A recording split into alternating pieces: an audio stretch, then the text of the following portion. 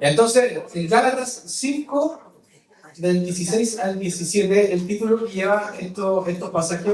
Voy a leer los pasajes primero y después vamos a ir de lleno a las cosas que debemos de renunciar. El domingo pasado hablamos de dos particularmente, de la queja y del enojo. Hoy día vamos a finalizar con los otros 5 que quedan.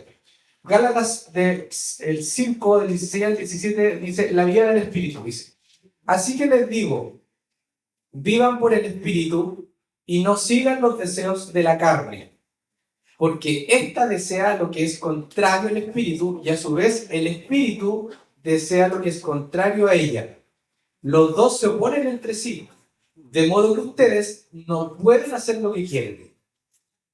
Ahí claramente queda en evidencia que tenemos dos naturalezas, está la naturaleza de la carne y la naturaleza del Espíritu, y que las dos se oponen y luchan. Una quiere hacer las cosas del Espíritu y la otra quiere hacer las cosas de la carne.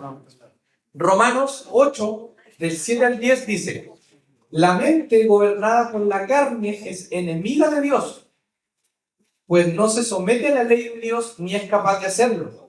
Los que viven según la carne no pueden agradar a Dios. O sea, si nosotros vivimos en la carne, nosotros estamos continuamente en enemistad con Dios. Hagamos lo que hagamos desde la carne, nunca vamos a poder agradar a Dios porque estamos en la carne. Y Dios se agrada en nuestro espíritu, no en la carne. Dice el 9, sin embargo, ustedes no viven según la carne, sino según el Espíritu, si es que el Espíritu de Dios vive en ustedes. ¿El Espíritu de Dios vive en ustedes? ¿Están seguros de eso? Si alguno no tiene el Espíritu de Cristo, no es de Cristo. Pablo es dramático en esto. Si tú no tienes el Espíritu, no eres de Cristo. Si tú estás aquí y no tienes el Espíritu, estás perdiendo tu tiempo. Aquí. El 10. Pero si Cristo está en ustedes, el cuerpo está muerto a causa del pecado, pero el Espíritu que está en ustedes es vida a causa de la justicia. Efesios 4, del 22 al 24. Con respecto a la vida que antes llevaban, se les enseñó que debían quitarse el ropaje de la vieja naturaleza, la cual está corrompida por los deseos engañosos. Ser renovados en la actitud de la mente y ponerse el ropaje de la nueva naturaleza creada a imagen de Dios en verdadera justicia y santidad. Y por último, en 1 Corintios 15, 22 dice, así como en Adán todos mueren, también en Cristo todos volverán a vivir. ¿Ya? Ya, entonces, de contexto con estos pasajes que son súper importantes poder tenerlos en mente, la tercera conducta que debemos de dejar, de renunciar, de morir, es la pereza. La pereza. Díganme algo, solamente una cosa que podamos hacer sin tiempo.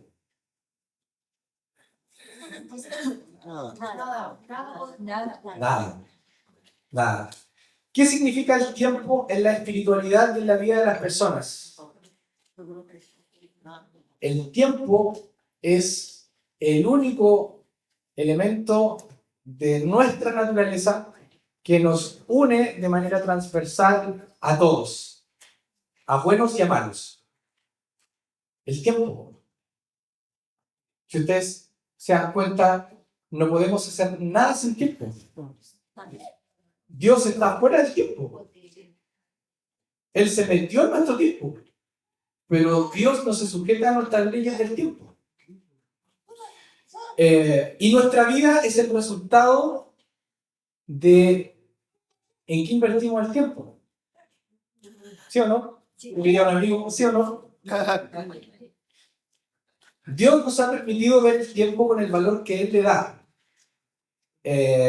Y para Dios el tiempo, Dios le da al hombre el tiempo para que pueda vivir en un periodo o en una generación particular para que venga a reflejar a Dios.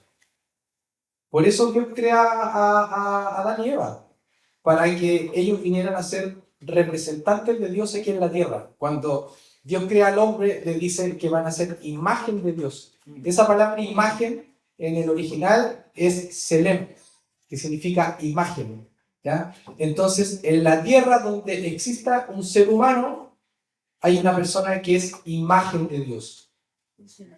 Sea bueno o sea malo, conozcan o no conozcan a Dios, todas las personas somos imagen de Dios, ¿ya? Solo que nosotros, cuando conocemos a Dios, tenemos la imagen de Dios, su imagen, su aliento de vida, tenemos el Espíritu, ¿ya? Pero las personas que no conocen a Dios también son imagen de Dios, solo que son una imagen distorsionada acerca de quién es Dios, pero también son imagen.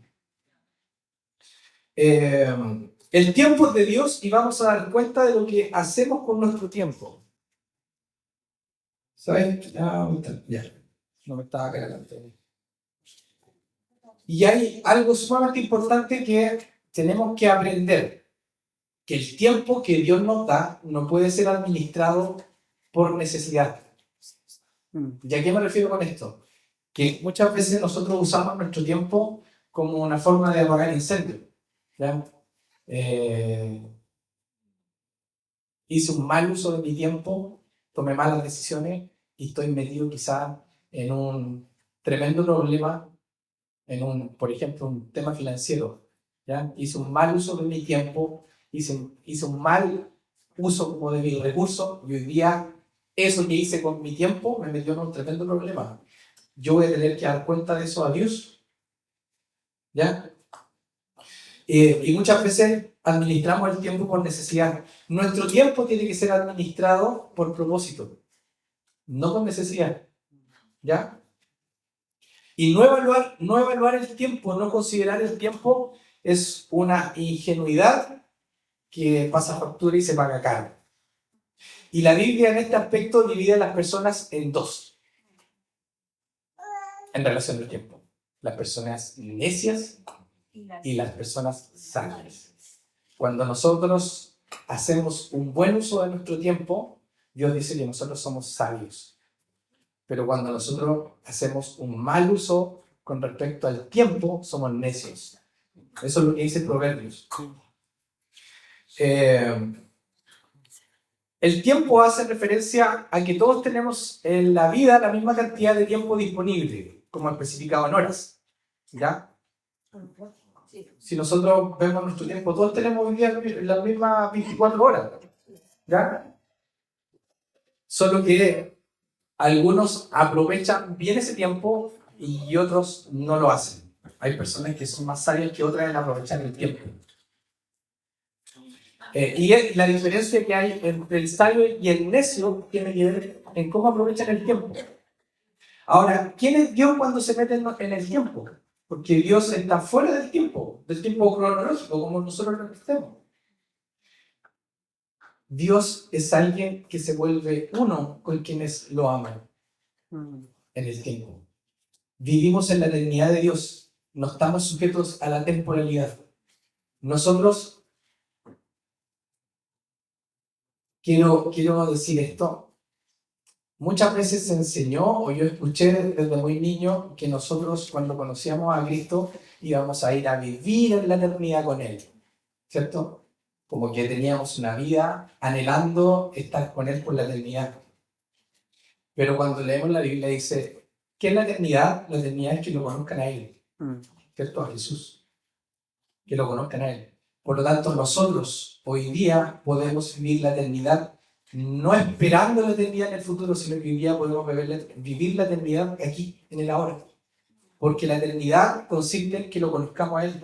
Y cada vez que nosotros lo conocemos a Él, vivimos un pedazo del reino de la eternidad futura en nuestra eternidad presente.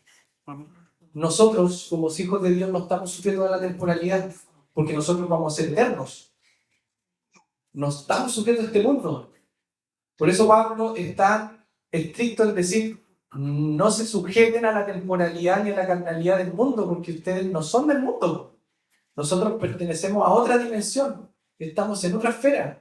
Por lo tanto, cada vez que tenemos intimidad con Dios en la oración, en aprender a través de la palabra, en la comunidad con los hermanos, estamos viviendo la eternidad. no en la eternidad futura, sino la eternidad que Cristo nos da a través de vivir su naturaleza. Es Cristo. Vivimos en la eternidad.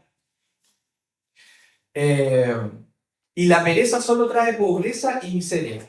Y el tiempo perdido nos va a pasar factura. La pregunta que quiero hacerle es que ¿qué estamos haciendo o en qué estamos siendo perezosos el día de hoy?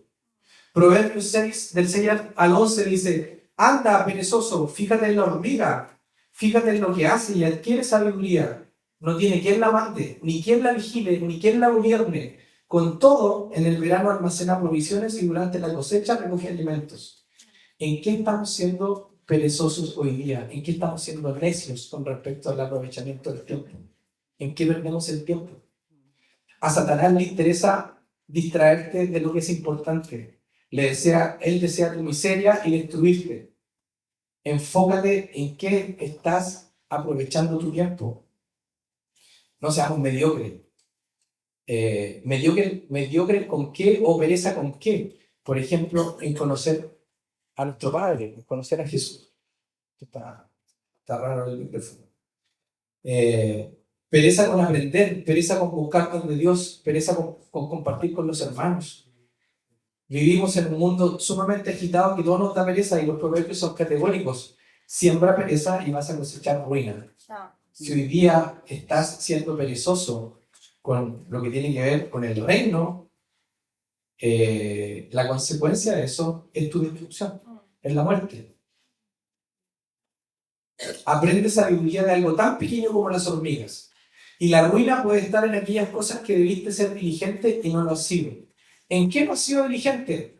Con tus hijos, con el trabajo, con el matrimonio, con el reino de Dios. La invitación de los proverbios es a ser sabios como las hormigas. Con algo tan pequeño adquiere sabiduría. Romanos 12:11 dice: nunca dejen de ser diligentes, antes bien sirvan al Señor con fervor que da el Espíritu. El domingo pasado les comenté acerca del principio que se utilizaba en los negocios, que eran los trade-offs. ¿Se acuerdan? Que cada vez que nosotros renunciábamos a algo teníamos que incorporar una conducta más saludable. La pereza tiene que ser reemplazada por la diligencia, como dice el proverbio, por ser diligente, perseverante y con la sabiduría en la gestión del tiempo. Y a veces también la pereza suele asociarse con la falta de ánimo, suelen estar un poco asociadas. Condicionó el hacer las cosas por cómo me siento. Hoy día no tengo ganas de ir a la iglesia, no voy. Hoy día no tengo ganas de orar, no. No, hoy día no tengo ganas de leer la palabra, lo postergo. Hago un mal aprovechamiento de mi tiempo porque no tengo ánimo o porque no tengo ganas. Sujeto lo que hago por la temporalidad, por la emoción. ¿Ya? Santiago 1, del 7 al 8 dice: no piense, pues, quien tal haga que recibirá cosa alguna del Señor. Aquí se está refiriendo a la duda. Quien duda, no piense que va a recibir alguna cosa del Señor porque está dudando en el corazón. El hombre de doble ánimo es inconstante en todos sus caminos. ¿Ya? El hombre inconstante, el hombre es de doble ánimo, es inconstante en todos sus caminos. Lo importante de esto es que tenemos que disciplinarnos. Y la disciplina a veces no es agradable, porque la disciplina implica que yo voy a hacer algo aunque no tenga ganas de hacerlo. Lo hago porque tengo la disciplina de hacerlo. Por lo tanto, la pereza claramente tiene que ser reemplazada por la diligencia y en la sabiduría en la gestión del tiempo. ¿Alguien me puede dar un vaso de agua? Amigo Ladio y Luciano. Ya. Segunda cosa que tenemos que renunciar o nos va a destruir es el orgullo. El orgullo. Dios no se complace con el corazón orgulloso. El orgulloso no sabe reconocer los errores ni tampoco pedir perdón. Proverbios 16:18 dice: el orgullo precede la ruina y la altivez al fracaso. Proverbios 11:2. Cuando llega la soberbia, llega también la deshonra, pero la sabiduría está con los humildes. ¿Conocen a personas orgullosas? Todos conocemos a alguien que tiene un ánimo un tanto orgulloso. Aquí vemos que un corazón orgulloso no puede acceder a la sabiduría. ¿Por qué? Porque el orgulloso se la sabe toda y desde ahí no puede avanzar. No puede aprender. Si yo creo que me la sé toda, no tengo un corazón enseñable. Entonces nadie le puede venir a decir algo orgulloso porque él ya lo sabe. Todos tenemos conocido que cuando uno cuenta una experiencia con una historia, la persona tiene una historia o una experiencia más fabulosa que la tuya y siempre quiere contarla, ¿ya? Ahí le nota un poco de orgullo. Gracias, amigos, pero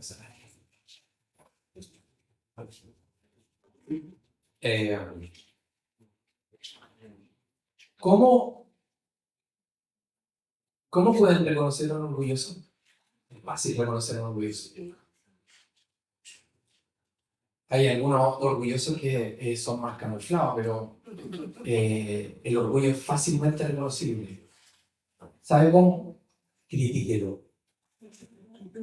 Si usted critica a un orgulloso, se va a revelar la naturaleza que lleva de la persona. Critíquelo. Los hijos de Dios, quienes conocen realmente a Dios, quienes tienen el Espíritu de Dios, como decía Romanos, deben ser inofendibles ante la crítica, ante la diferencia de opiniones, ante cualquier cosa. No nos ofendemos. ¿Por qué? Porque en Él estamos completos. Él es todo. Y si en Él estamos completos y en Él y vivimos en la plenitud de Dios, que alguien me critique, mi naturaleza está muerta. Mi carne está muerta. Pero cuando al orgulloso lo critican, lo que le duele es su carne. Pero quien es hijo de Dios, cuando lo critican, le da lo mismo porque la carne está muerta. Es el espíritu quien responde, no la carne.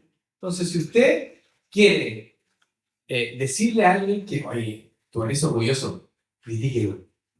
Critíquelo. Somos inofendibles los hijos de Dios. Salmo 138:6 dice, porque el Señor es excelso, pero mira al humilde y al altivo lo conoce de lejos. El que es orgulloso va a tener no va a poder conocer a Dios, porque Dios está con quienes son humildes, no está con los de corazón altivo, no está con los orgullosos. El orgullo nos lleva a creer que no necesitamos de los demás, que yo lo hago mejor que todos y que no necesito ayuda porque puedo solo. Primera de Pedro 5, del 5 al 6 dice, vestido de humildad hacia todos, porque Dios resiste a los orgullosos, pero la gracia a los humildes. Humillaos pues bajo la poderosa mano de Dios para que Él os exalte a su debido tiempo. Santiago 4:6, pero Él da más gracia. Por eso dice, Dios resiste a los orgullosos, pero da gracia a los humildes. Anoté más pasajes con respecto a esto, pero ya está claro. ¿Ya? ¿Cómo trabajar el orgullo? ¿Cómo trabajar el orgullo? Hay algo súper importante que nos dije el domingo pasado, que, por ejemplo, ¿cómo nosotros tenemos que trabajar el enojo? ¿O cómo trabajar la queja? ¿O cómo trabajar el orgullo? Si es que yo reconozco que soy orgulloso. Dios es un Dios paradojal. ¿A qué me refiero con esto? Que Él no se sujeta primero ni a las leyes del tiempo, ni lo otro, ni tampoco se sujeta como a las leyes de la lógica. ¿Ya? Por ejemplo, Él dice, si tú quieres ser grande, tienes que servir. Si tú quieres vivir, tienes que morir.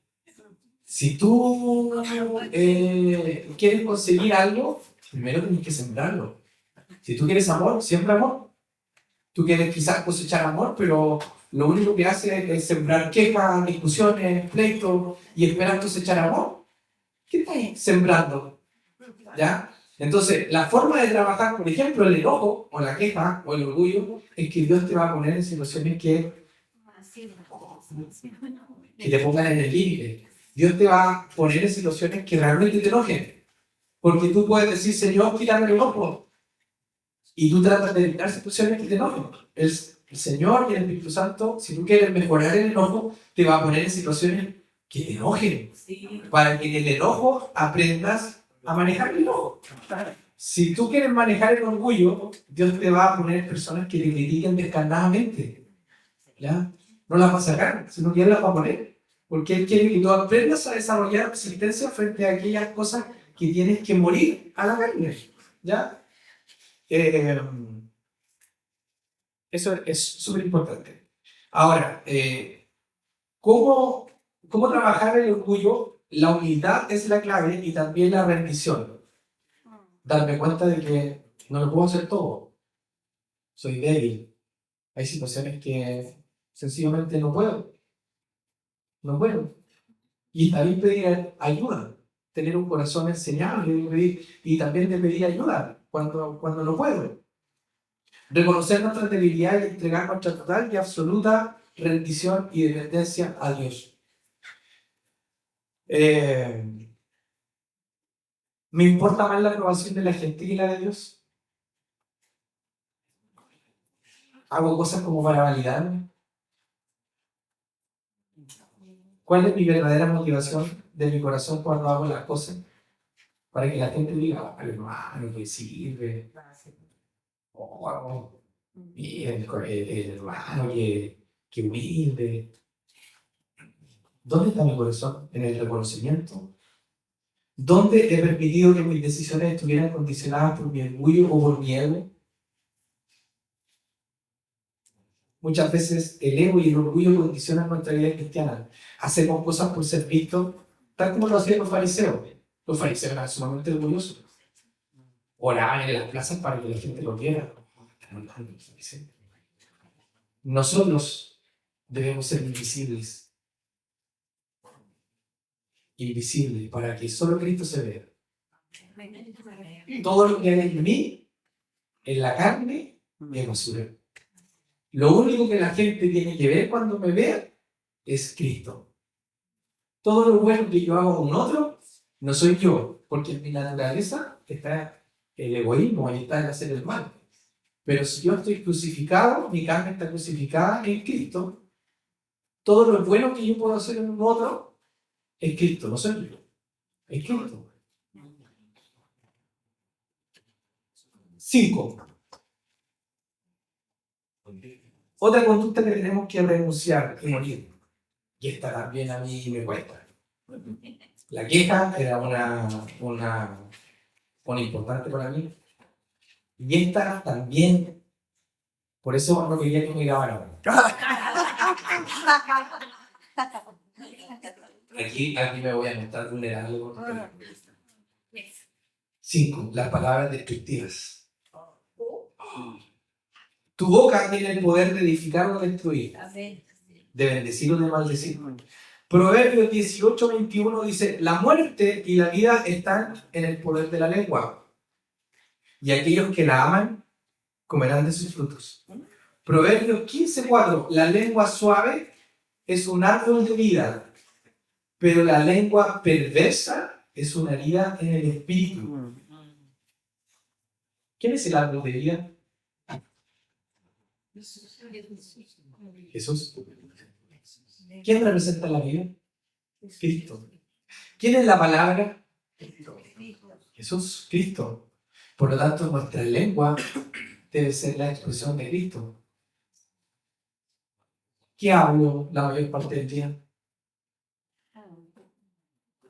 ¿Qué hablo la mayor parte del día? ¿Hablo grosería? ¿Hablo palabras que maldicen? ¿O hablo palabras que edifican? Cuando me enojo, ¿qué es lo primero que sale de mi boca? Cuando me quejo, ¿qué sale de mi boca? Yo me río porque esta semana que tenía que hablar de esto, Dios me pone en esas situaciones donde me dice: ¿qué vaya a decir? ¿Qué vaya a decir? ¿Qué sale de mi boca? Efesios 4:29 dice: ninguna palabra corrompida salga de vuestra boca, sino que sea buena para edificar. Y esto me llamó mucho la atención. ¿Para qué? Edificar según la necesidad, para que dé gracia a los que escuchan. Tu palabra tiene que ser para edificar según la necesidad con quien te vincules diariamente. Porque en tu boca va a salir la palabra y la palabra es Cristo. Y esa palabra puede dar vida o puede dar muerte a quien la puedas dar según la necesidad.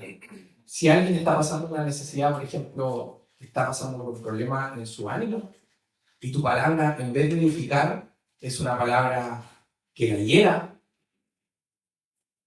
vaya a provocar muerte.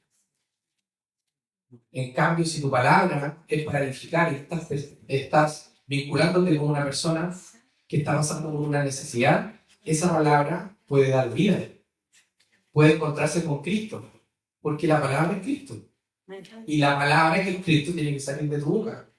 No puede salir otra cosa de tu boca. Si eres hijo de Dios y nosotros habitamos en un reino de palabras, no podemos hablar como queremos. Tenemos que hablar como Él quiere. Jesús hablaba las palabras del Padre. Por eso ocurrían las cosas que ocurrían. Porque Él hablaba solo lo que oía decir a su Padre. Nosotros tenemos que hablar las palabras de Dios, que están encarnadas en Cristo. Por lo tanto, si yo hablo como a mí me da la gana, claramente no conozco quién es Dios. ¿Quién es la palabra? El vocabulario y el lenguaje o el hablar constituye el elemento más básico de una transformación. Cuando alguien tiene un encuentro con Dios, lo más visible es cómo habla. Si yo antes hablaba grabado con todas las personas, si realmente tuvo un encuentro con Dios, ya no habla así. Y las personas se dan cuenta de eso. Y que antes luego, antes era solo grabado y ahora habla educadamente. Porque está quitando la naturaleza de Cristo. Sencillamente. Si yo no puedo cambiar mi lenguaje o mi forma de hablar, significa que no estoy siendo capaz de voltear el ladrillo más débil de las estructuras de mi mente. Así de sencillo. Es un buen comienzo intencionar el cambiar mi vocabulario. Pero no porque yo cambie mi vocabulario estoy dando fruto de una transformación. Pero es un buen inicio, empezar por cómo hablo. ¿Ya? El reino de Dios es un reino de palabras. No podemos habitar en el reino hablando como queremos. ¿Qué es maldecir? Lo hablamos el domingo pasado. Hablar de forma incorrecta. Es mal decir. Eso es maldecir. Ya. Y el lenguaje, en la Biblia también dice que el lenguaje es un reflejo del corazón. En Mateo 12:34 dice, de la abundancia del corazón habla la boca. ¿Con qué reemplazar las palabras destructivas? Con hablar bien. Con hablar palabras de edificación. 6. Vamos súper bien. Vamos.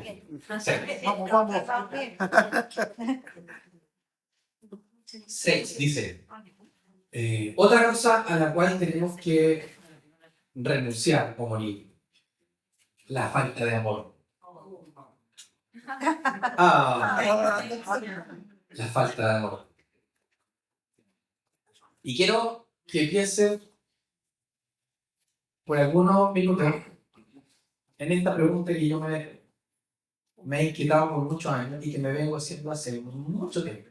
Y que hoy día se ha vuelto cada vez más latente en mi corazón el hacerlo. Y que yo creo que la mayoría de las personas quizás se la han hecho. Y si nunca se la han hecho, hoy día van a tener la oportunidad de hacerse. ¿Cómo sé realmente que yo soy salvo? Se la han hecho, ¿no? ¿Cómo sé yo que realmente soy salvo y que soy un hijo de Dios? Hay un pasaje en la Biblia que a mí me aterra, que es en Mateo 7, parece, o Mateo 5, donde dice, en tu nombre echamos fuera demonios, en tu nombre sanamos a los enfermos, en tu nombre hicimos y yo le dije, yo no los conozco. Apartados de mí, hacedores de maldad, porque no te conozco. ¿Quién eres tú? Y muchas veces, teniendo activismo en la iglesia, haciendo muchas cosas, ese pasaje alegra, porque si, chuta, yo creo que conozco a Dios, pero lo importante es, Él me conoce a mí, porque yo puedo creer que conozco a Dios y estoy jugando a tener una vida cristiana. Dios, realmente tú me conoces. ¿Cómo yo sé realmente que soy salvo, que soy un hijo de Dios? Y es fácil saber. Es fácil saber si usted es salvo o no. Es sumamente fácil.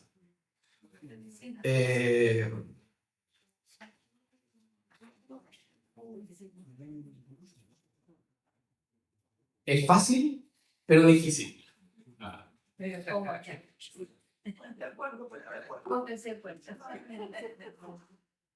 Amo como Jesús amo. Amo a quien no me ama. Ese es el gran mandamiento. ¿Cierto?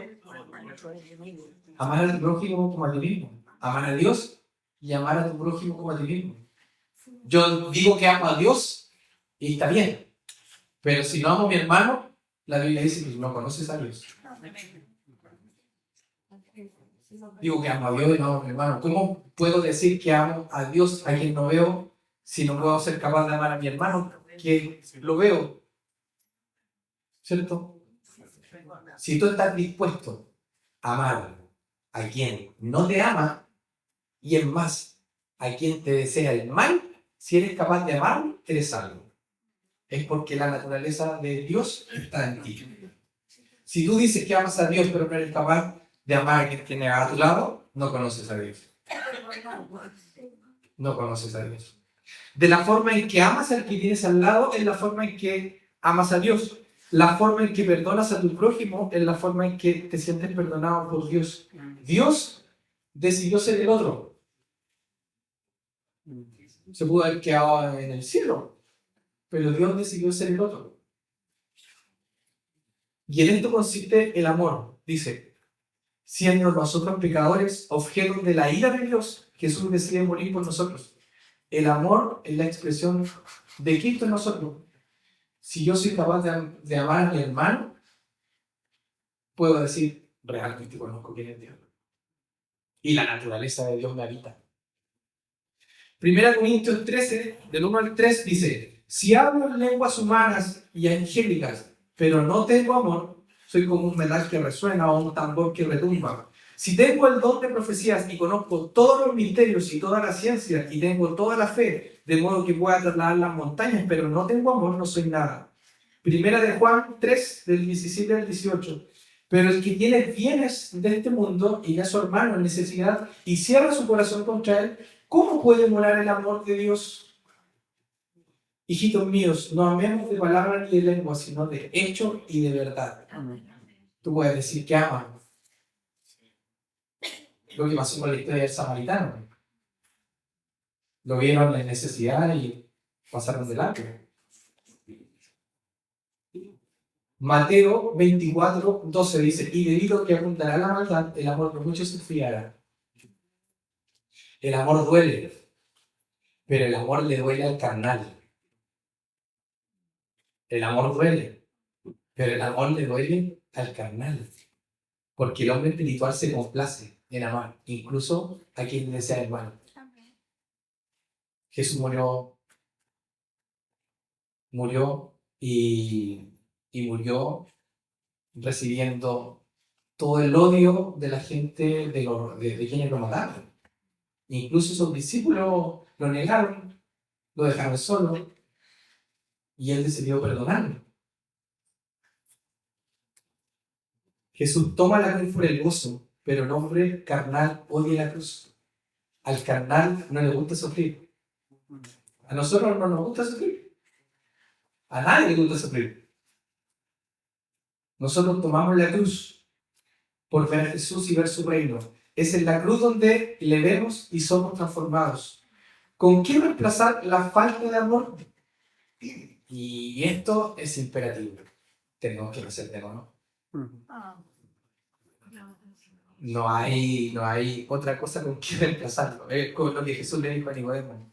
Nicodemo, teniendo un entendimiento humano y carnal, dijo, pero ¿cómo es eso posible yo entrar al vientre de mi madre y volver a nacer? Él estaba entendiendo esa idea desde la naturaleza humana, desde la carne. Es imposible. Tienes que nacer de nuevo, Nicodemo. Es un cambio de naturaleza. Es un cambio de naturaleza. No es que Dios nos quiera mejorar la antigua naturaleza. A Dios no le interesa mejorar la carne. Él puso el hacha en la raíz y Él quiere que la carne muera para que solo el espíritu pueda verse. Él no quiere mejorarte, no quiere maquillarte. Es como que si tú vieras un muerto y quisieras maquillarlo.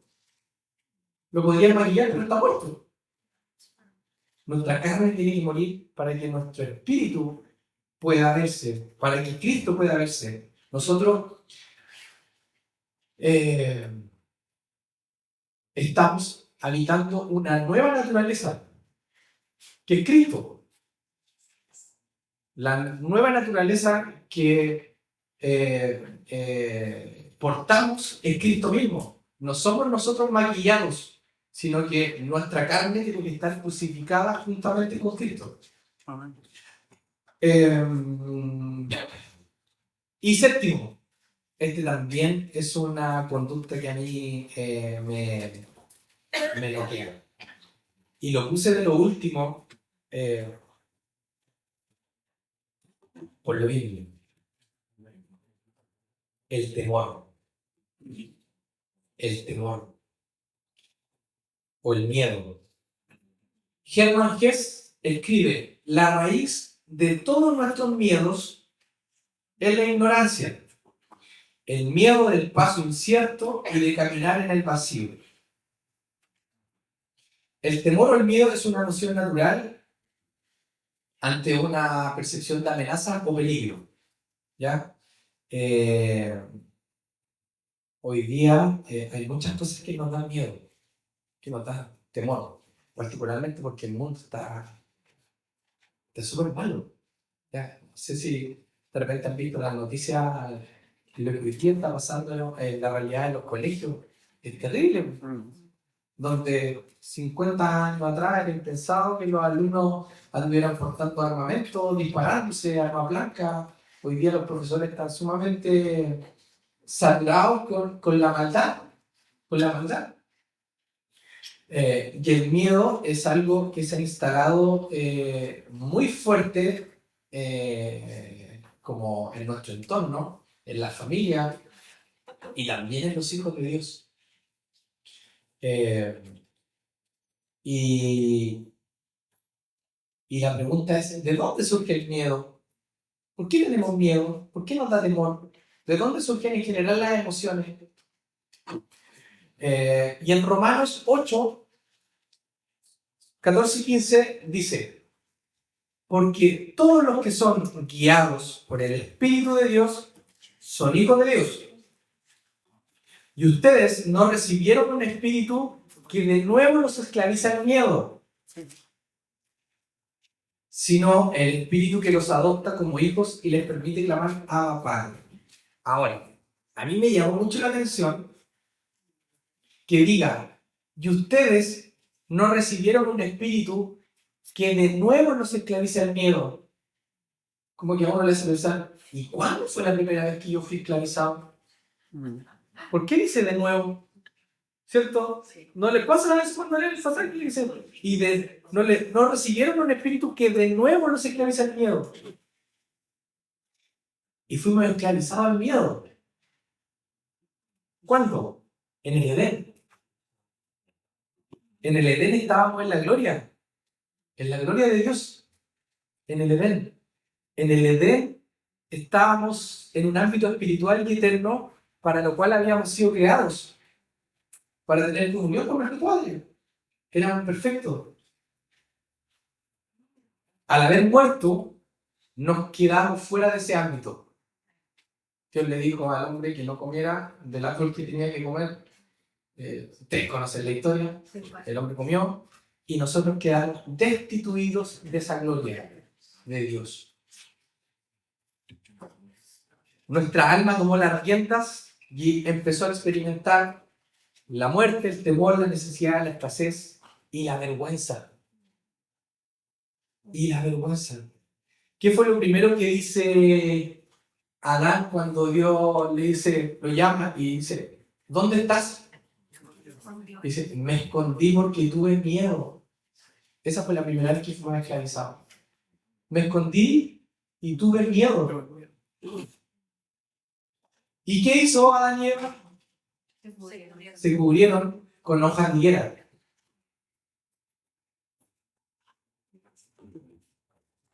Y el cubrirse con hojas de higuera, eso es religión. El cubrirse con algo que no es Cristo.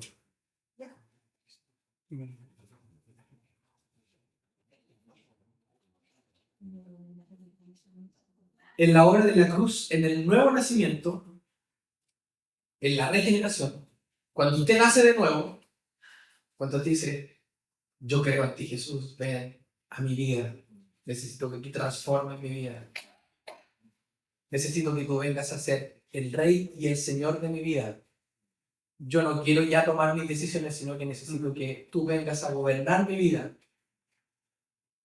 Cuando usted nace de nuevo, lo que ocurre ahí es que Él nos devuelve a ese ámbito eterno, donde ya no nos sujetamos a la temporalidad,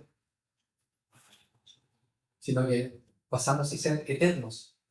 Y en la medida que lo conocemos a Él, disfrutamos de la eternidad.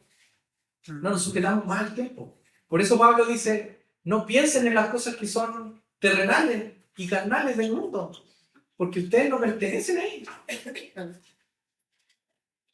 El pecado lo que hace es que no podamos vivir conforme a la imagen de Dios que somos.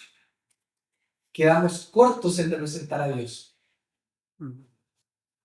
Pero seguimos siendo imagen de Dios, solo que una imagen distorsionada. Eso es lo que yo les decía inicialmente.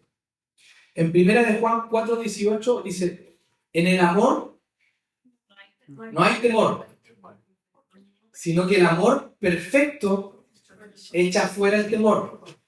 El que teme espera el castigo, así que no ha sido perfeccionado en el amor. ¿Quién es el amor?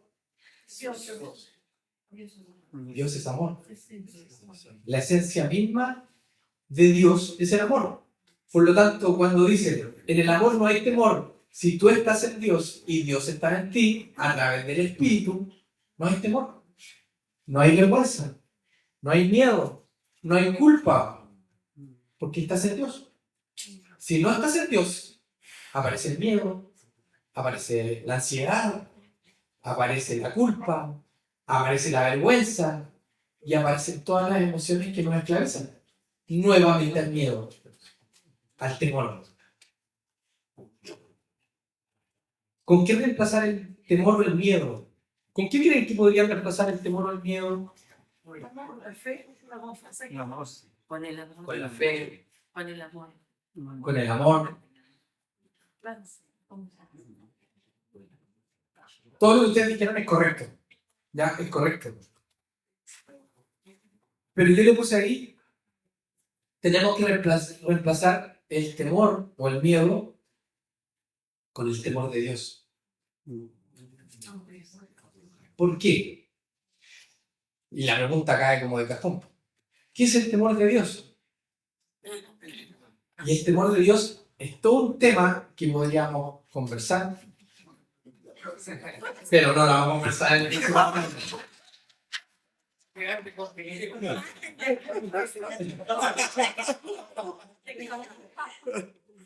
Pero dice, Proverbios 1:7 dice, el principio de la sabiduría es el temor de Jehová. O sea, para yo poder acceder a la sabiduría, primero tengo que tener temor de Dios. Porque si no tengo temor de Dios, no voy a tener acceso a la sabiduría, que es Dios mismo. Dice, los insensatos desprecian la sabiduría y la enseñanza. Para ser sabios hay que temer a Jehová. Para ser sabios hay que tener temor de Dios. Pero, ¿qué es el temor de Dios o qué significa realmente? A mí muchas veces me enseñaron o me dijeron que el temor de Dios era como, no era como tenerle miedo a Dios, No. pero había que tener como una actitud como de reverencia, de respeto, De acerca honra. de quién era el Dios, de tener honra, como dice la sonita. Sin embargo, en Proverbios, un día me tropecé con este pasaje. Fue una serendipia. ¿Sabes lo que es una serendipia? No. La serendipia es una palabra que se ocupa cuando usted se encuentra con algo que no andaba buscando. Me encontré con esto inesperado, eso es una serendipia. Me encontré con esto y para mí fue así como, wow, esto es el temor de Dios. Proverbios 8, del 13 al 14 dice, el temor de Jehová es aborrecer el mal. Eso es el temor de Dios. Aborrecer el mal. La soberbia y la arrogancia, el mal camino y la boca perversa aborrezco. Conmigo está el consejo y el buen juicio. Yo soy la inteligencia, mío es el poder. Ahora, si estás en Adán, si estás en la carne, estás constituido en el mal. Porque cuando Adán peca, ¿qué empezó a multiplicar? No la imagen de Dios, Adán empezó a multiplicar la imagen propia, la imagen de Adán. Entonces nosotros somos hijos de Adán, pero cuando nosotros conocemos a Cristo, nuestro espíritu es regenerado, la imagen recibimos en la naturaleza de Cristo, ya no tenemos una imagen de Adán, sino que tenemos la imagen de Dios. ¿Ya? Si estás en Adán, estás constituido en el mal. Si estás en Jesús, estás constituido en el bien y en la vida. ¿Se acuerdan que el domingo pasado yo les dije, el hombre comió del árbol del fruto del bien y del mal? Hoy día encontramos a personas que son buenas y personas malas, ¿cierto? Y quizás usted podría pensar en algún conocido que usted tiene y decir, esta persona es buena, esta persona debería conocer a Dios. Esa persona, si no es regenerada o no tiene un encuentro con Dios, podría seguir siendo una persona buena, pero al momento de morir va a estar condenada. Es una persona buena, pero muerta. Usted podría ser una persona buena, como dije, pero muerta. Porque está en una naturaleza que está destituida de la gloria de Dios. Jesús nos vuelve a participar de la gloria de Dios, a estar en Él y Él en nosotros. Para ser sabios hay que temer a Jehová y el temor de Jehová está en aborrecer el mal. Si usted está en Adán, está constituido en el mal y no tiene temor de Dios. Haga lo que haga, nunca va a poder agradar a Dios, aunque haga obras buenas. Está constituido en la maldad. La salvación incluye también que como creyentes salgamos de los temores equivocados. Cuando nosotros no desarrollamos el temor a Dios, nuestra capacidad natural de temor se enfoca en otras áreas de nuestra vida y el temor tiene un poder implícito y espiritual de ligarte a cosas a las que realmente temes. El temor es profético, ¿ya? Y Proverbios 10:24 dice, lo que el malvado, ¿quién es el malvado? El que está en Adán, ¿cierto? El malvado es el que está en Adán. El malvado teme, eso le ocurre. Lo que el justo desea, ¿quién es el justo? El que está en Cristo. No porque nosotros seamos justos, sino porque nosotros estamos en el justo, que es Cristo. Como nosotros estamos en el justo, Dios nos considera justos. Como nosotros estamos en el Hijo, Dios nos considera hijos. Como nosotros estamos en el Santo, Dios nos considera santos. No porque nosotros seamos santos, sino porque nosotros estamos en Él y Él está en nosotros. Entonces, Proverbio lo que está diciendo, que lo que tú temes, eso te va a ocurrir. Eso te va a ocurrir. ¿De qué tenemos temor hoy en día? ¿Tienes temor de morirte de alguna enfermedad? Ese fue un temor que se instaló en mí por muchos años de mi vida. Tenerle temor a la muerte. Me voy a enfermar y ya me voy a dar y no voy a poder tener mi vida, ni casarme, ni tener hijos. Fue un temor latente en mi vida, de tener temor a la muerte. Llegó Tamara. ¿A qué le temes? A eso que le temes ya se está gestando. ya se está gestando. A eso que le tienen miedo, ya se está gestando. El temor se anticipa. Hay una diferencia entre el miedo y el temor. El temor es una emoción de supervivencia y aparece de manera repentina. El temor es una emoción que también está enraizada en el miedo, pero el temor es más intelectual. Yo me anticipo a algo de lo que va a ocurrir y siento temor. Yo, en el miedo, veo algo que es un peligro y siento miedo. Pero el temor es que, oye, la otra vez pasé por este lugar y apareció un perro, quizás va a volver a aparecer y quizás me va a morder. El temor es anticipatorio. Yo me adelanto al temor. Esa es la diferencia entre el temor y el miedo. Por eso es importante que el temor a Dios, porque a lo que yo temo, eso se va a cumplir. Si tú le temes a Dios, si tú desarrollas esta capacidad de aborrecer el mal porque estás constituido en Cristo, ese temor a Dios te va a ligar a todo lo del reino. A todo lo del reino. Y Dios dice que Él tiene pensamientos de bien para nosotros. No tiene pensamientos de mal. Por lo tanto, si hoy día tú estás experimentando miedo y temores, tienes que abandonarlos porque van a arruinar tu vida. Esos temores que están instalados en tu vida se van a cumplir. Se persisten. Un evangelio sin temor de Dios es una religión sofisticada. Un evangelio sin temor a Dios es algo viejo con pintura nueva. Es lo que decía Pablo. El Hijo de Dios convirtió la maldición del hombre en bendición. Jesús se hizo maldición por mí y por ti. Se hizo maldición para que nosotros podamos vivir en la bendición de estar completos en Él. En Él que es la bendición. En Él que es la plenitud. Es en la cruz donde toda maldición se convierte en bendición. Vivimos en un mundo que está sujeto a maldición. Pero solo los crucificados convierten lo maldito en bendito. Por eso somos bendecidos con toda bendición espiritual. Porque estamos en el bendito. Estamos en el bendito. Somos bendecidos. No hacemos cosas como para que Él nos bendiga. Porque estamos en Él y somos bendecidos. Somos bendecidos porque estamos en el bendito. Necesitamos erradicar todo lo que estorba a Dios y podamos crecer y avanzar en madurez. ¿Desde qué naturaleza estamos operando? ¿Estamos operando desde nuestra carne o estamos operando desde el Espíritu? Y esta es la invitación que hoy día yo les quiero dejar a ustedes. De poder vivir conforme al Espíritu. Porque en el Espíritu hay vida y paz. Pero en la carne está todo lo que aquí hablamos y que tenemos que renunciar. Porque si no va a destruir nuestra vida. Lo invito a ponerse de pie, a que podamos orar y